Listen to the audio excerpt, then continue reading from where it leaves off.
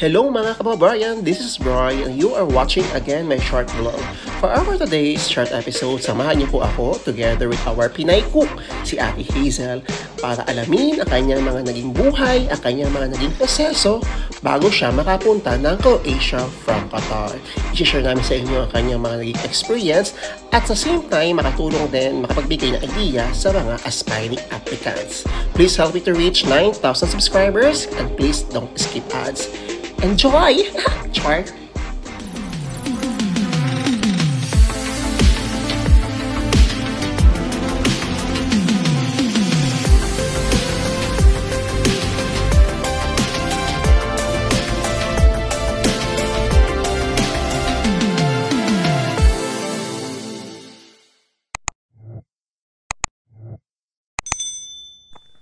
Char! Okay guys, hello. Ayan, we're now here again sa Grush Park. Kaso kasama natin ang isa sa mga medyo mainit-init na pangalan na kabayan dito sa Dubrovnik, kung saan marami nagkakaroon ng issue. Charot lang. So ayan, we're now here guys sa Grush Park and kasama natin si Ate Hazel. Thank you so much, Te. Hi, hello, yes. Ayan. Thank you for having me. Yeah, ayan. So tayo kasi ngayon ay nag-deliver ng siopaw. Ito ang siopaw niya guys. Ito yan. Ganito ba nga Pinay dito guys sa Dubrovnik? Masarap to, promise. Yeah, sumasideline tayo. Dapat ng siopaw. So in just 7 euros, meron ka ng 3 siopaw. Salamat sa support me. Sure, nakaka-addict siya. Thank you. More Ayan. orders to go. So syempre sabi ko nga, bukod sa kumikita ako sa siopaw sa kanila, kikita din tayo sa YouTube. True. Talagang pagkakakitaan ko mga Pinoy dito. Ayan. So, we're now here guys sa panibagong vlog natin guys. And for your request always na magkaroon tayo ng mga encounter, mga pag-uusap with our fellow men kung paano po ang buhay ng mga Pinoy dito sa Dubrovnik, Croatia. So, it will be a short vlog lang guys. We will summarize kung paano muna nakapunta si Ate Hazel ng Croatia, paano naging process niya, and doon tayo pupunta sa mga problema niya sa buhay, sa pamilya, sa trabaho. Ayan. Itawa na lang. Ating lulutasin ang problema ng mga kabayan dito. Okay, but again, before anything else, maraming salamat po sa lahat po ng mga, thank you pala din sa support. Sure. Ever since namit ko siya dito guys, supportive si Ate Hazel. Thank you so much me. Sure. And thank you so much po sa mga nanonood ng ating mga vlogs for today. And again, please help me to reach 9K. Oh my God, we're almost 9K guys. Maraming salamat po. Dami Papasukin ng niyo pera. sa akin. Thank you, Teya. Sure. Maraming salamat. Okay, so wag natin patagalin pa. Wag natin magpatumpik-tumpik pa. Ayan. So Ate Hazel, First question. kamusta po kayo? Okay naman. Surviving. As always, surviving. Pilipino tayo eh, so challenge accepted. Gaano na po kayo katagal sa Croatia? In total, 2.5. Di ba sabi niyo sa guys, medyo talaga, kaya marami siyang kaaway kasi mukha siyang suplada. Diba? Unang tingin ko sa kanya, sabi ko sa kasama ko, ay ayoko dyan. Medyo parang feeling ko, di ba magkakasunto. Pero magkasama kami ngayon. Gaano ka katagal dito, te? Ilang season mo na to?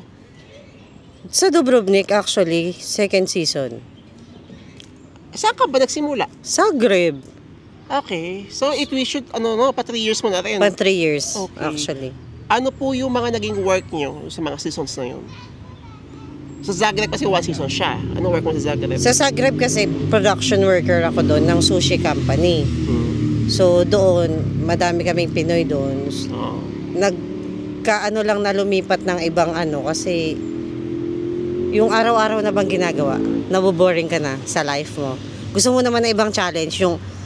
Kasi doon, ang work namin doon, 4 o'clock in the morning, start na ng work. Araw-araw? Yes. Kasi dapat mailabas namin yung item ng before 10 o'clock. So, yun pa lang, patay ka na. Uyaw ka na.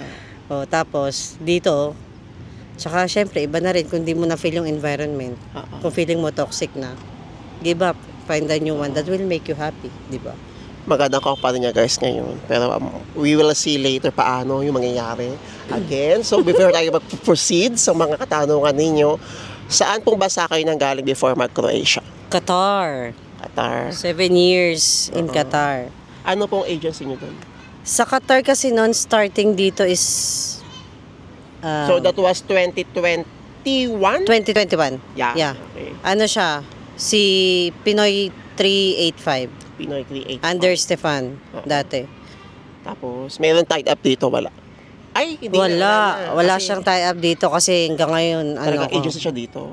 Okay. So, again, disclaimer lang guys, hindi natin maiko-compare yung naging processing mo before sa processing ngayon kasi nga, that was 2 years ago pa. So, dumating si Ate Hazel dito nang hindi pa siya sa Croatia. So, from Qatar, so sa 7 years na yun, bakit niyo po naisipang pumunta ng Croatia? Stepping stone, Europe, dream continent, mapuntahan mo lahat. Sa Pilipinas, nangangarap ka na mag-US, Canada. Pero mahirap, ang dami requirements, kailangan tapos ka ng pag-aaral. Dito, confidence lang talaga. At saka parang, in-expect mo ba na mag-change sa Croatia before yung pumunta ka dito? Hindi. O di ba? Feeling ko lang ay nasa Europe na ako. Tsaka galing sila Switzerland. Naiingit ako. Yeah. Kakapunta ka din doon. Ay no naman, Baka tayo nga bukas makalaway. Inshallah. Ayan. Ka na? So, kamusta po, ma'am? Ay, ma'am tuloy. Ayan na, Diyos ko.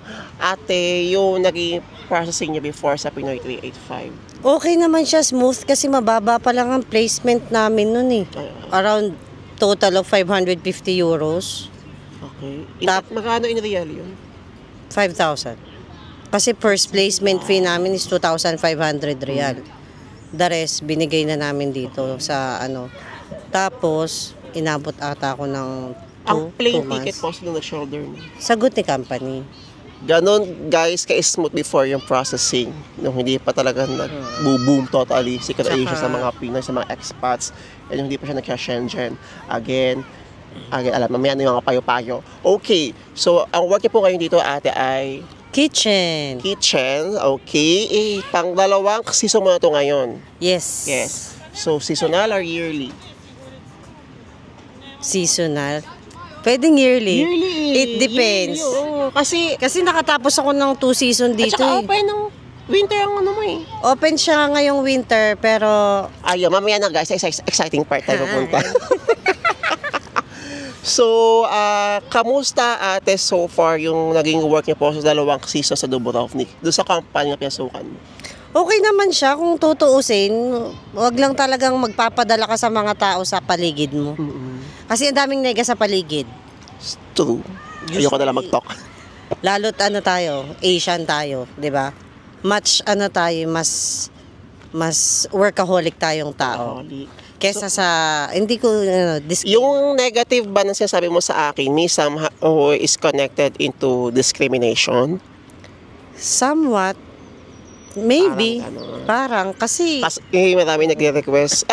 Marami mga nagtatanong kung uso rin ba yung ganun dito sa Croatia sa mga katulad nating Asian. Ikaw ba, naka-experience ka ba nung ganun sa work? Oo. Ay nako. Oo. Walang pagdadalawang isip. Oo. Pero kahit saan naman siguro, no? Pero yun nga, hindi talaga mawawala guys. Kahit saan kayo pumunta, may ganong instances kayo na ma-encounter sa trabaho. Swertihan na lang talaga sa amo. So, sa workplace, kung gaano ka makitungo sa kanila. Ang swerte rin ng mga employer sa atin. Yes, kasi masisipag tayo. Bias. Wala akong ipag-ayaban ko talaga na tayo mga Pilipino ay masisipag.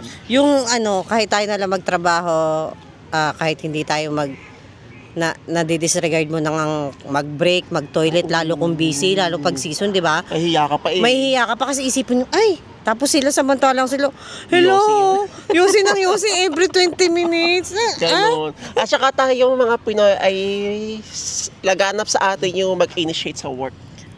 Kahit hindi tayo agad initiative mo agad na, ito, sige, kayang-kaya yan. Diba? So, kamusta ate yung pasahod? Kamusta yung accommodation? Kamusta po yung trato sa inyo ng employer mo ngayon? Dito sa employer mo ngayon? Okay naman ang sahod. May pamilya sa Pilipinas? Oo. So, si Ate Hazel ay may pamilya sa Pilipinas? Yes, ako, single mom. Single mom for 13 years.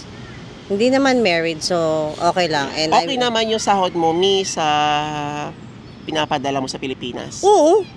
Kasi okay no. Ang laki company kasi niya guys dito sa Dubrovnik. Hindi naman siya malaki. Franchise lang siya. Pero Depende sa iyo yan on how you spend your salary din kasi. Di ba? How you spend your salary coming from someone na galing ng Switzerland. Hindi naman. Oy, wala ano lang yan. Kung gusto Treat mo sa kasing sarili. gumala, ay, oo, tama. Treat sa sarili. Kasi pagod ka na ng ibang, ano na, how many years kang nag-work.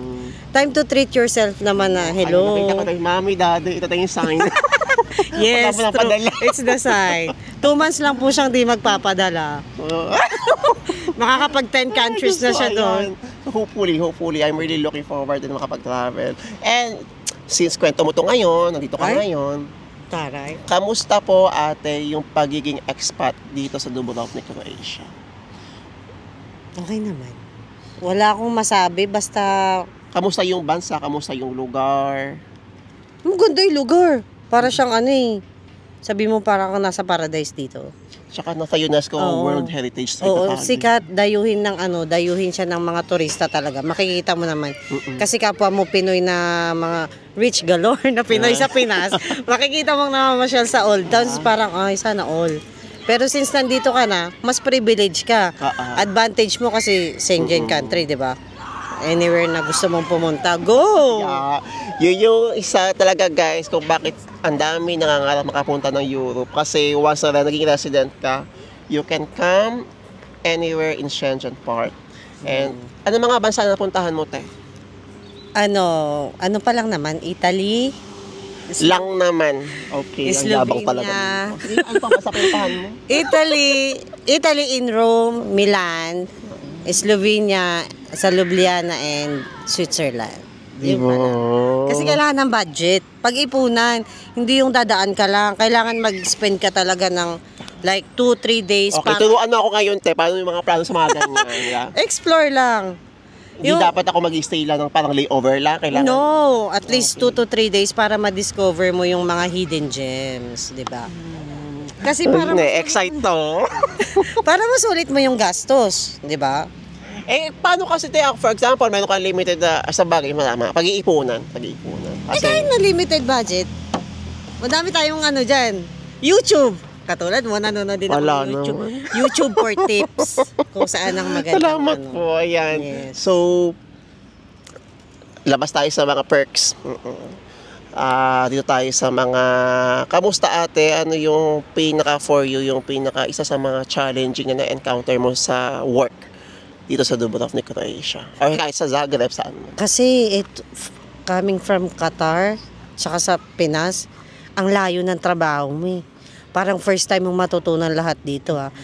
For me na hindi ko binababa yung sarili ko. Kasi tayo sa Pinas, kailangan natin, bago ka makapasok sa isang restaurant like this, graduate ka, may certificates ka, may training ka. Dito, guts lang talaga. Confidence lang talaga. Kaya ko to. Pinipresent ko lang dito. Di ba? High school lang ako. Pero, okay naman kasi. Ngayon, guys. Nasa kusina ako. Ano na ako doon? Parang, cook to? Parang, yes, cook to. Nag-serve na ako sa a la carte. Ay? Ano daw? Hindi ko nga alam yun eh. Oh, diba? So, again, pwede ang high school graduate. Pwede, basta kaya mo, confident ka na kahit anong trabaho, kaya mong gawin, huwag mag-inarte. Kung di mo kaya, exit ka na. Dapat di diba? ganun yung mindset mo na hindi mo Oo. kaya. Pag pupunta ka kahit saan, kailangan kaya. Isipin mo na lang, nasa Europe ka na eh.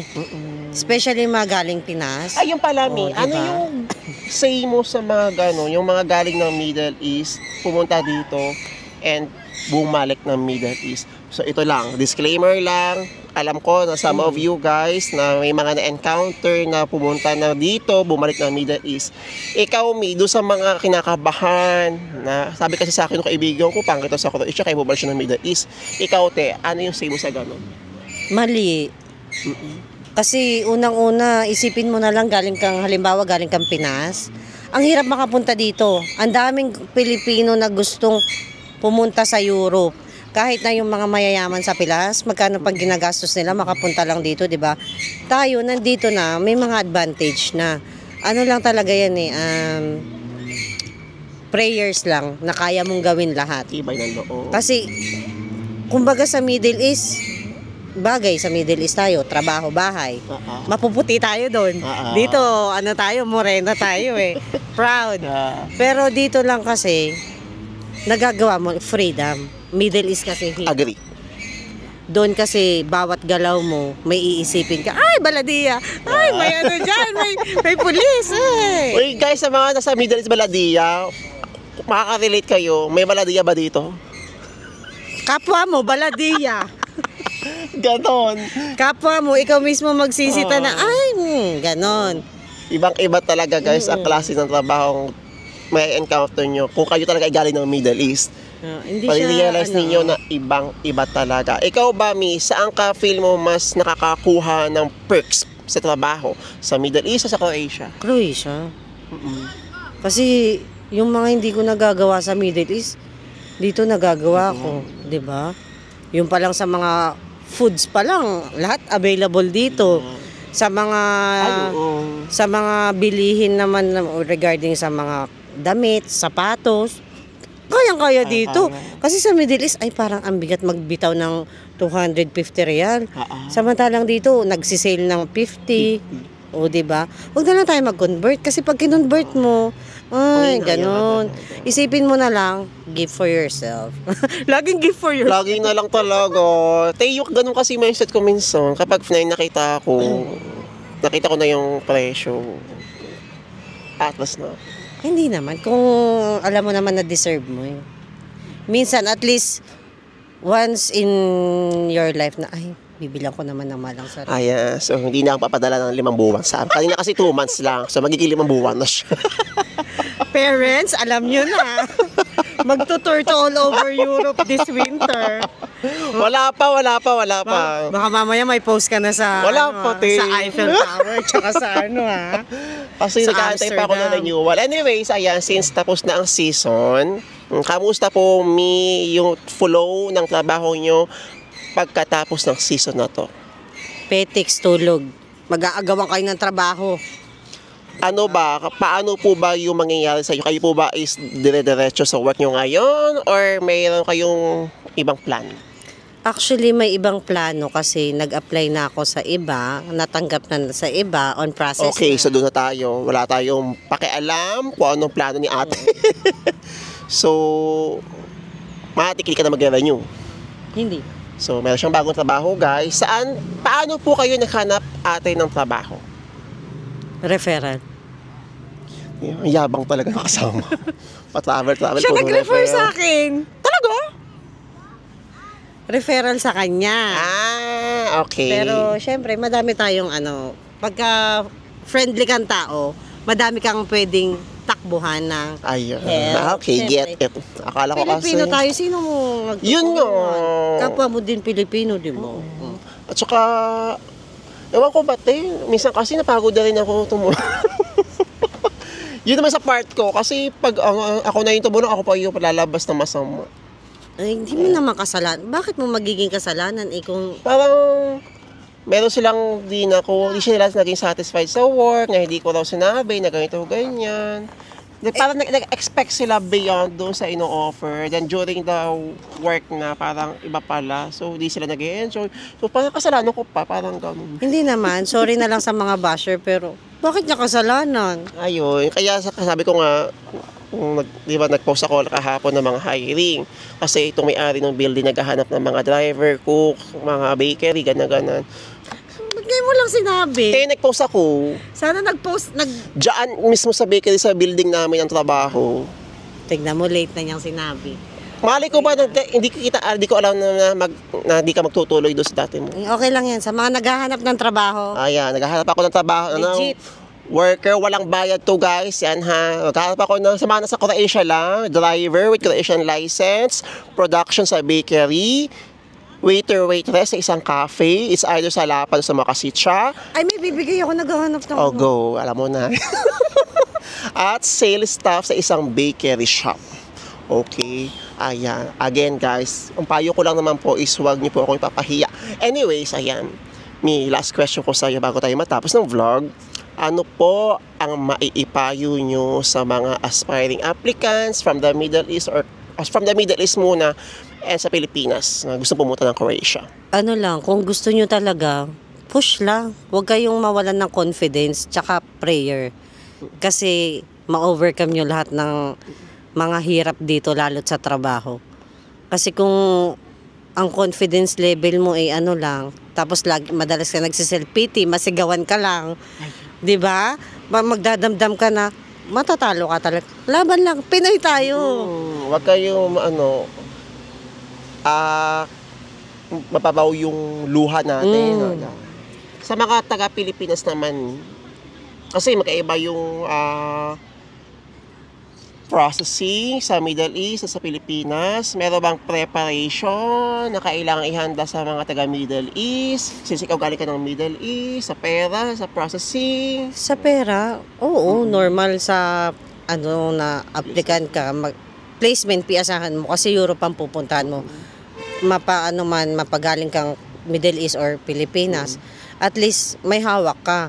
Kasi anytime na magsabi sila na andyan na yung papel mo for processing, pero make sure legit ang agency. Guys, please, kasi mahirap nang gumastos ng malaki and then season ka lang dito, wala ang gusto so yun lang talaga, dasal. Last one. Ano po ang gusto nyong ipayo sa mga natakot mag-accept ng seasonal job sa Croatia? Go lang, push. Bago matapos ang season, at least may nakaabang na, di ba? Madaming mahahanap na trabaho dito, basta madiskarte ka, approachable kang tao, tsaka masipag ka sa trabaho. And take note, hindi trabaho ang lalapit sa inyo. Yes. Okay? True. Ayan. Ang daming kabayan dito na pwede niyong pagtanungan for work. Yun nga, Pinoy sa Pinoy, tayo para magtutulungan. And alam ko some of you na takot sumugal kasi established na kayo. Like for example sa Middle East, may stable income na kayo. Again, kung talagang hindi nga problema ang pera o wala kayong mabigat na responsibility sa Pilipinas, ito na yung sign. I-push nyo lang kung ano yung gusto nyo, kung ano yung sinasabi ng puso. Ako kasi, kapag nag-decide ako, gusto ko kung ano yung sinasabi ng puso ko. Ay, nadrama na kami. Kasi ako as a person kasi kapag ginamit ko minsan ng utak, although hindi ko sinasabi, hindi ko ginagamit, ang dami kong what if.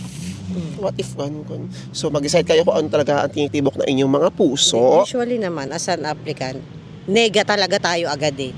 Yung na-delay sila ng reply, usually ay 1 month na, 1 week na wala pang reply. Hello! Ano ka? Again, Instant? habaan lang ang pasensya. Yes. Habaan lang ang pasensya. Thank you so much, Mi. Sure. Welcome. Day off namin parehas. And, ayun nga, finally, napush na natin siya. Madami ka naman din kasi natutulungan na dito. Okay.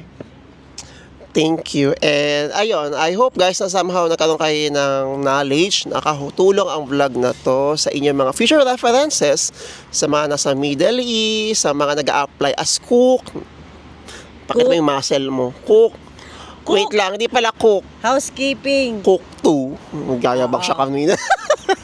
Mga housekeeping, mga cashier, mga ano dyan. Push lang, pagka nawalan ng trabaho, pag alam nyo nang di na kaya, hanap na agad. Hanap. At saka marami Filipino community sa Croatia. Yes. Makakahanap kayo dyan. Dami nagpo-post ng job, daming nagtutulungan. Isa na siya. Minsan lang, te. Legit. Thank you. So, thank you so much guys for watching. Again, kung meron pa kayong mga katanungan, i-comment nyo lang sa vlog na to. And, ayun, please follow Ate Hazel's YouTube din. Ay, sana all. Abangan ko yung mga future travel vlog mo, te. Ay! Naiingit talaga ako. Gusto ko mag-Switzerland. Ayan. Next month, makikita nyo to nasa Switzerland na, nasa Paris, Wala pa. Ayan, thank you so much, Mi. Sure. And, welcome. ikakat natin ang vlog na to. Just 3, 2, 1, ciao! I hope nakatulong po ang vlog na to sa mga nagnanais, nangangarap, makapag-apply, makapagtrabaho dito sa Croatia. And yun nga, lagi namin payo guys is be financially ready pag kayo ay nakaplano mag-apply dito. At yun nga, laban lang talaga ng laban. Talagang tayo mga Pinoy, likas sa atin na tayo ay talagang matalino, palaban, at hindi sumusuko sa laban ng buhay. Please help me to reach 9K guys. And again, see you sa ating next vlog. Ciao!